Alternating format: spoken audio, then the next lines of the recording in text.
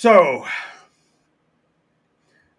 I'm going to take this section now and talk about the Nikos cycle. And the the realm of Nikos is a specific fictional world that I created for my own role playing group, and I've been running stories in there for very nearly 50 years. It's a 6 year story arc.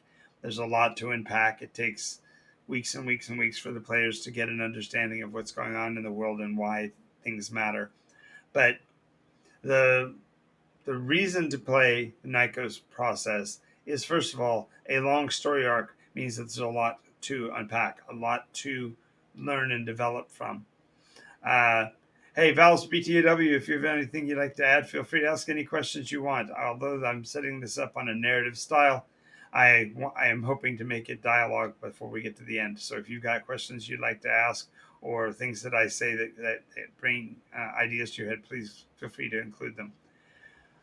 Now, the 6 year story arc is a lot to unpack. And while there are things in it that are progressively important from point to point, there isn't anything in the story that is not driven by the players.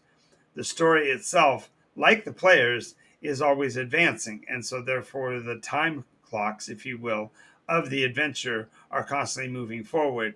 But how those move and which ones are followed and which ones are ignored is really key to what the players do. So player agency drives the game dynamics in the Nikos story arc. Now, many people look at that and hear me say, well, there's a story arc, so that story is the driving part. So you're really just cleverly railroading or shoehorning your players into actions. And that's not exactly how the element works. The easiest way to describe that is to say that the stories within the micro stories, the little bits and pieces that make up the larger arc, are all familiar and yet not exclusive. In other words, the way the players handle it are going to be the ways that the story moves forward. The persona basically create their own legendary items. So the powers of the world that are going to stop villainy and stop tyranny and stop the bad guys, so to speak, are things that the players bring to the table, embellish at the table, amplify at the table, and create their own items of legend. This, therefore, is because the players' personal actions in the game will write the histories for the future iterations. As time goes forward, as we go from one iteration period to the next iteration period, the elements that keep the story moving forward are at the hands of the players, and therefore what they do makes the difference. Now, another reason to play in the Nikos cycle is because the monsters, encounters, and environments of Nikos are so radically different from terra firma that it's hard to describe in a single session. And that's the reason why I've been doing the Game Masters Session Zero Chronicles.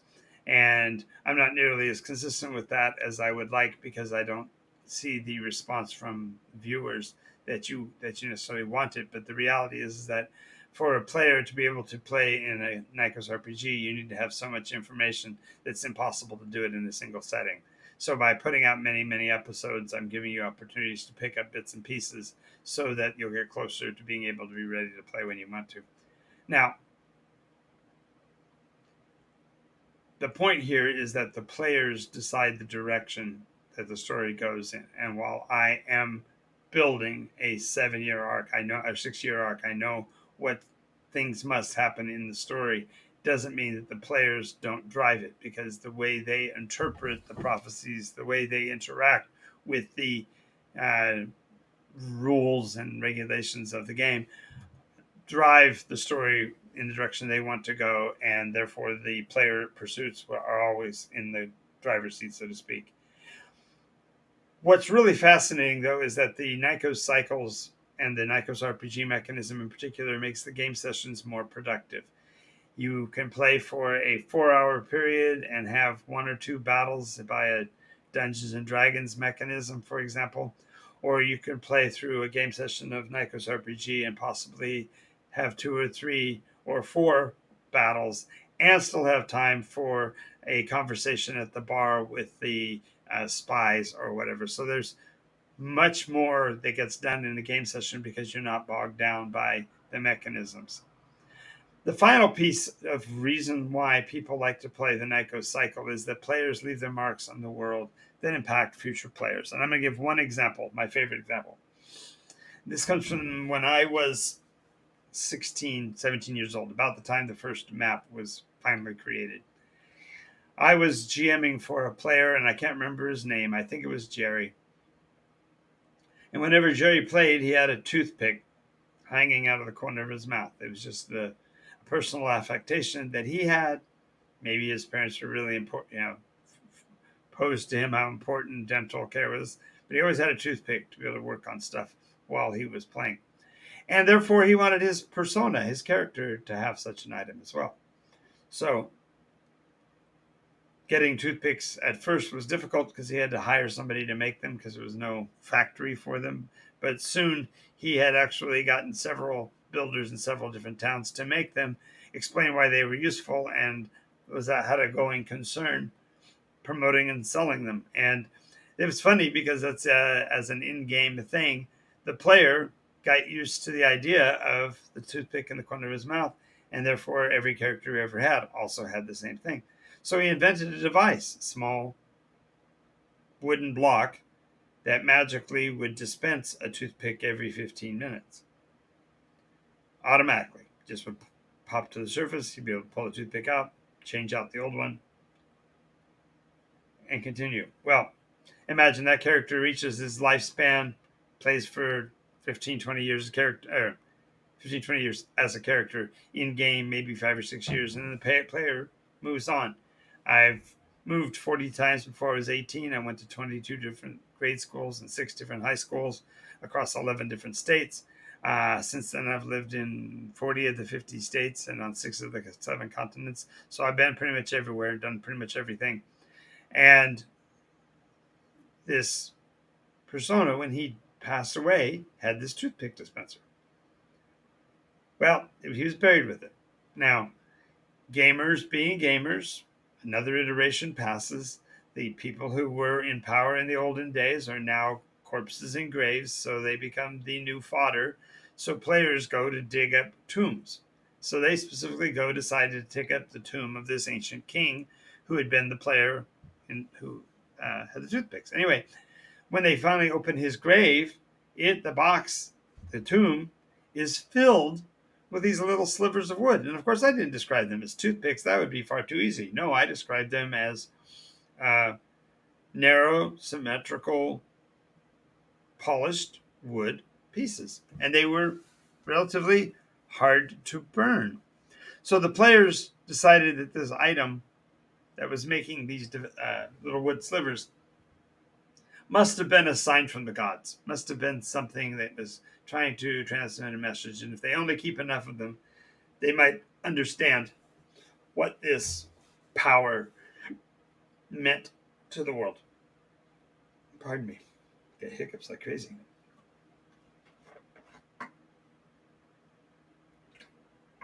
At any rate, he builds this.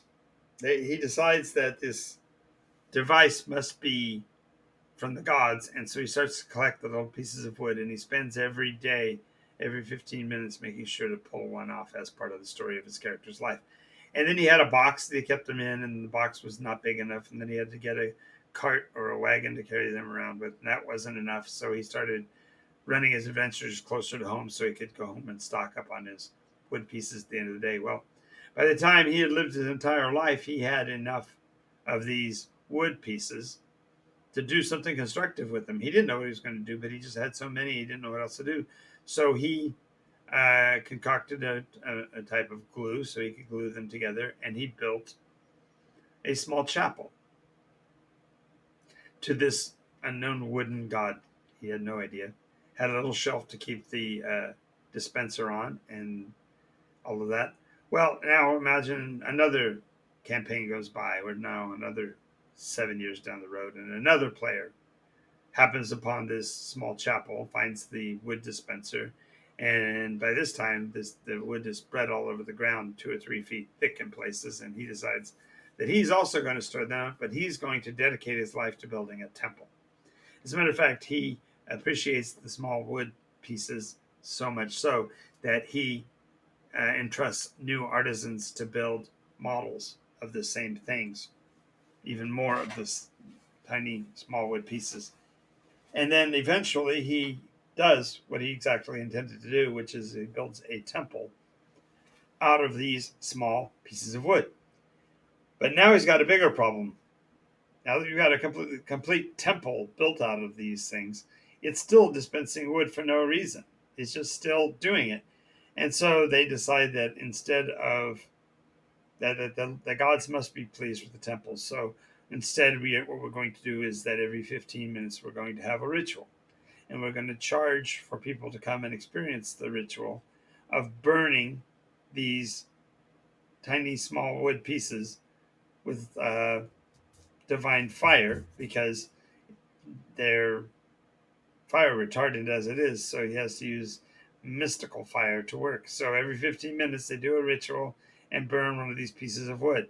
So now they have a new ritual whereby they do this, and so in the mornings they have to do a bunch, and in the evenings they only have to finalize with the last one. But the idea is that there's a process of getting rid of the pieces of wood at the small wood temple. And so theoretically, in these days today, a group of adventurers might wander through a small town in the upper reaches of a mountain range and find the small wood temple still doing its thing now, 4 iterations later.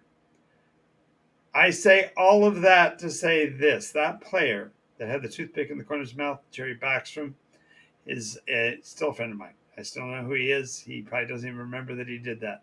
He probably doesn't even remember because he didn't play through any but the first of those iterations. He probably doesn't even remember that he had a dispenser like that. But nonetheless, I, as the game master, have all of that knowledge, and therefore all those things fall into the story over time. Players like Jerry leave their marks on the world that impacts future players all the time. And so one of the greatest appeals to be a part of the Nycos cycle is to be able to change the world for future endeavors.